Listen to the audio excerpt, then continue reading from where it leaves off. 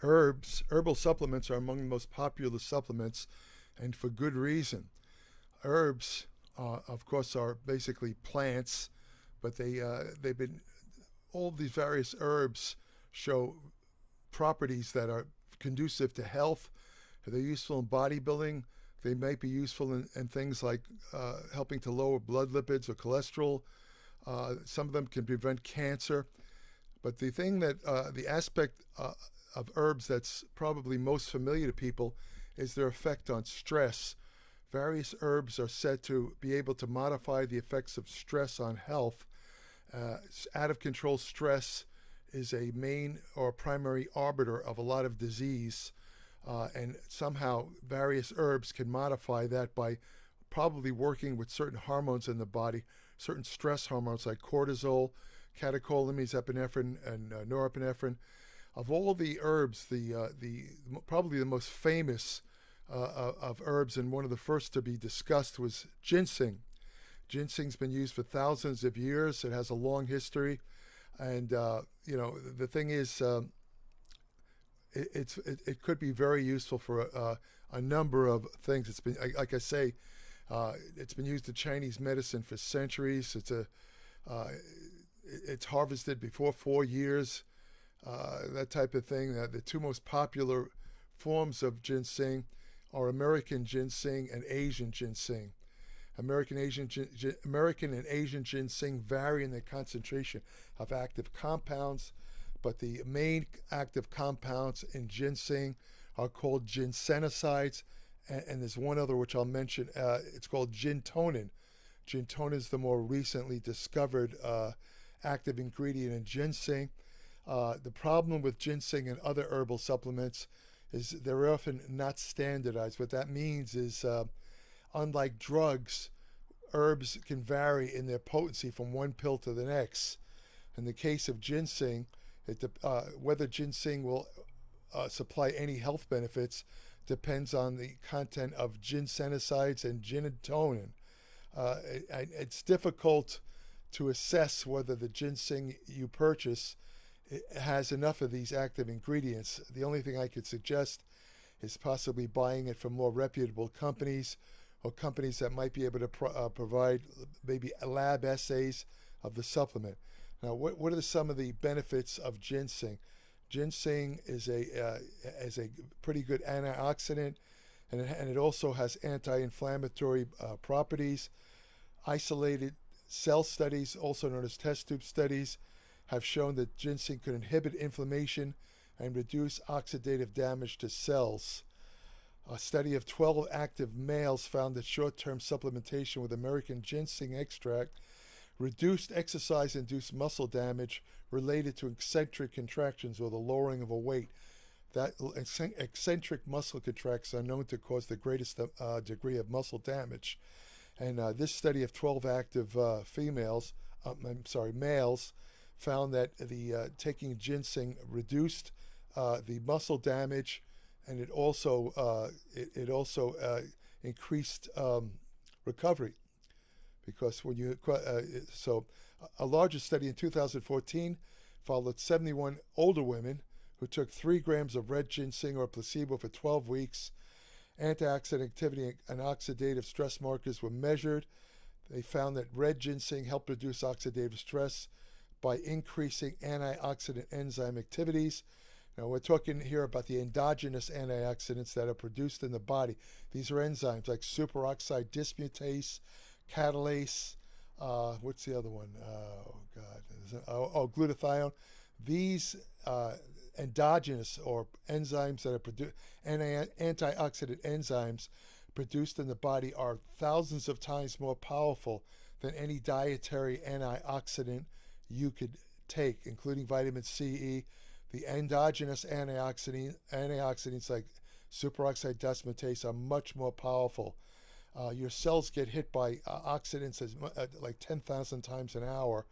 So it's very important to have a potent antioxidant system working in your body, and ginseng will help with that.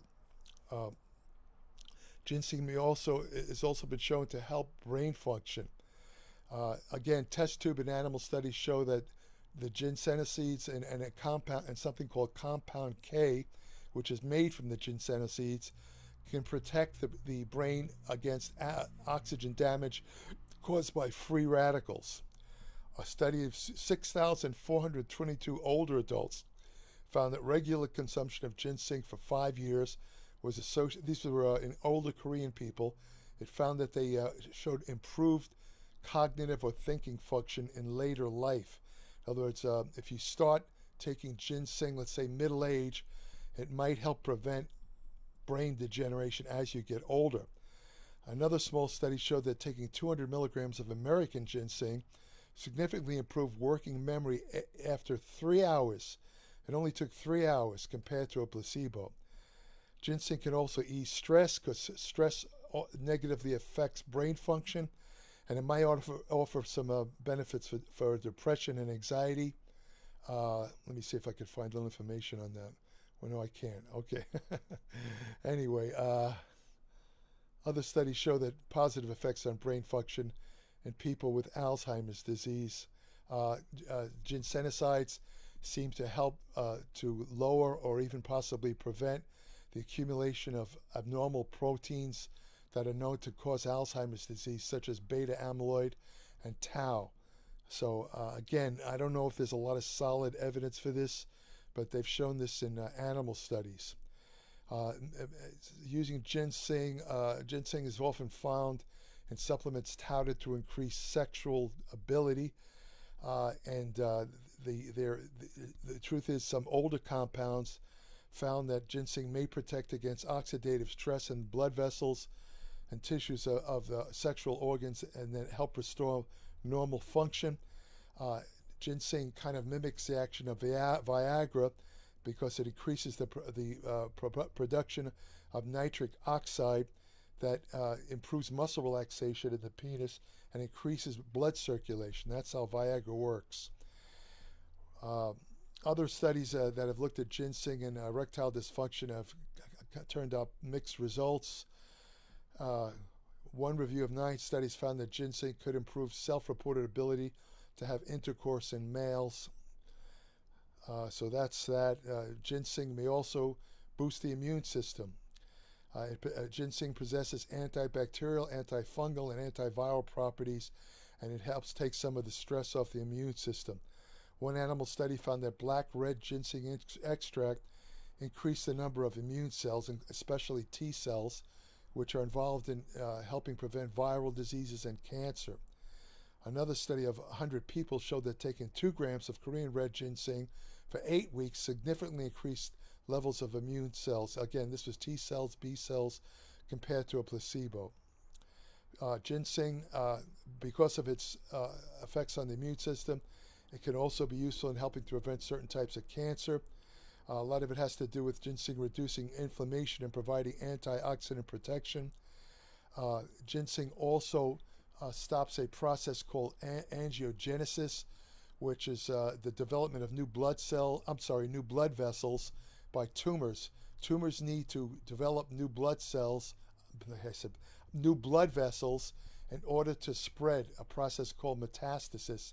If the tumors can't sprout new blood vessels, again, this is called angiogenesis, the tumor basically dies off. Some of the biggest research on cancer drugs right now has to do with drugs that can block angiogenesis, which may constitute a cure for many types of cancer. Ginseng is also famous for easing fatigue and increasing energy levels.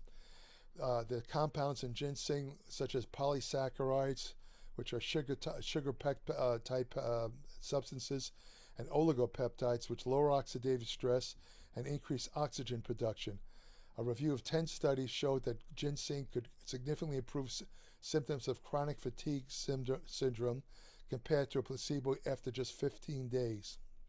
Another review showed that taking American or Asian ginseng could decrease symptoms of cancer-related fatigue when taken in doses of 2 grams or 3 grams either 2 or 3 grams.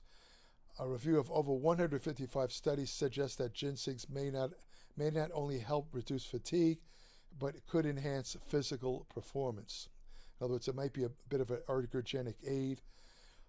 Ginseng could be of use in helping prevent diabetes by lowering blood sugar. American and Asian ginseng have been shown to improve pancreatic cell function, boost insulin production, enhance the uptake of glucose in tissues.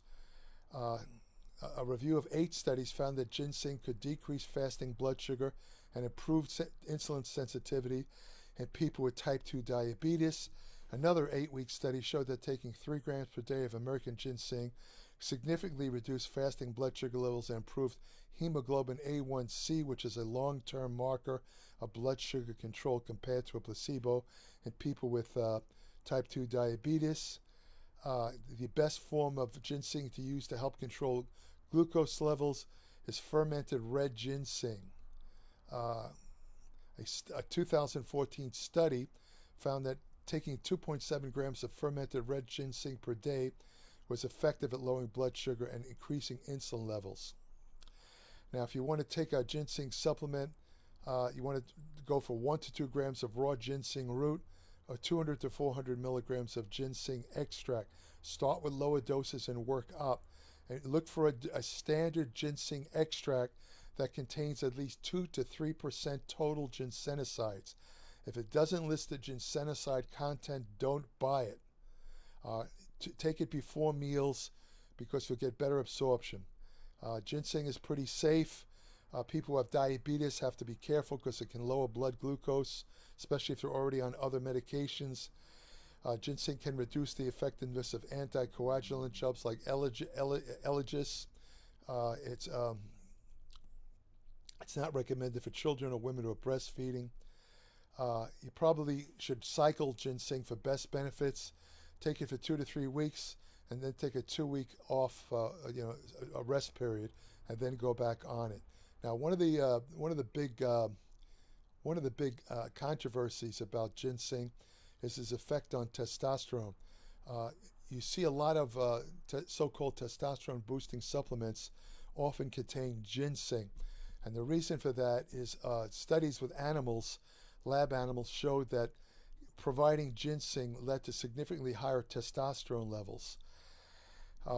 And another study that involved 66 men with infertility found that giving them ginseng extract produced higher free testosterone, higher blood total testosterone, and lower prolactin levels. And this is a human study. However, there was a study with bodybuilders who showed that providing them, they took ginseng or placebo. They took 2 capsules of ginseng twice a day, and what the study showed was that taking ginseng seemed to lower testosterone levels after a resistance training workout. Now, what would cause that? Well, the theory is that ginseng increases the sensitivity of androgen receptors. Androgen receptors are receptors in cells that testosterone interacts with to produce anabolic effects. The androgen receptors control the effects of testosterone, and the theory is that ginseng increases the sensitivity of androgen receptors. So basically, if you're low on testosterone, taking ginseng will help by increasing androgen receptor sensitivity, will increase testosterone levels. However, if you already have, let's say, higher testosterone levels, taking ginseng, again, because of its effect on androgen receptors, may actually lower testosterone, and that could explain what happened to the bodybuilders. They found a study of older women with an age range of 20 to 50. They found that the ginseng did raise testosterone in the younger women, but it had an even better effect in older women because ginseng seemed to increase DHEA, which is an adrenal androgen that can be converted into testosterone, especially in women. So I think that's about it for ginseng. So if you want to take it, I mean, I tried anecdotal information. I tried. I have a little bit of blood glucose problem.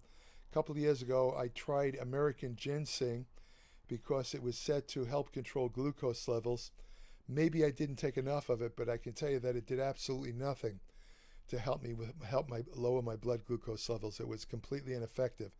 There are other supplements that are far more effective in controlling elevated blood glucose levels. Probably one of the better ones is berberine. Berberine is excellent for controlling blood glucose levels. It works similar to a prescription drug called metformin. Anyway, that's about it for ginseng. Could be a useful supplement. Maybe if you're, for example, suffering from chronic fatigue, you might want to give ginseng a try because it seems to modify hormones, might increase, lessen feelings of fatigue. So that's it for ginseng. If you want more information on nutrition, exercise science, anti-aging research, supplement science, which supplements work, which ones don't, ergogenic aids, hormone therapy, what else? Women's health and fitness. I cover more topics in applied metabolics than any other digital publication, and there's no other digital publication that could match my over 60 years of study and experience. You could subscribe to Applied Metabolics, which is 30 to 50 pages every month. No ads, just pure information. You could subscribe at www.appliedmetabolics.com. When you subscribe, send me an email, and I'll send you an invitation to join my private Applied Metabolics Facebook page, where each day I post new information on nutrition, exercise science, and general health. I have an email portal on my Applied Metabolics webpage where current subscribers only, I don't accept unsolicited questions, current subscribers only could send me short questions about anything pertaining to nutrition and exercise or something they might have read in Applied Metabolics. Applied Metabolics is extremely inexpensive. In fact, it's one of the least expensive digital publications available. I've seen costs of digital publication. Some of them are range from $49 to $249 a month, and yet none of these publications will give you more information or better information than Applied Metabolics. None of these people have the experience or have the history of studying science that I have, so you can't go wrong. Also, none of these people have a history of time in the trenches where they actually worked out. A lot of the people that write these digital publications never set foot in a gym, so they really can't tell you much about training. Whereas I have, over 60 years of experience training also. So again, subscribe, www.appliedmetabolics.com. If you want to have the best friend you'll ever have, go to your local shelter and adopt a dog. Thank you for listening.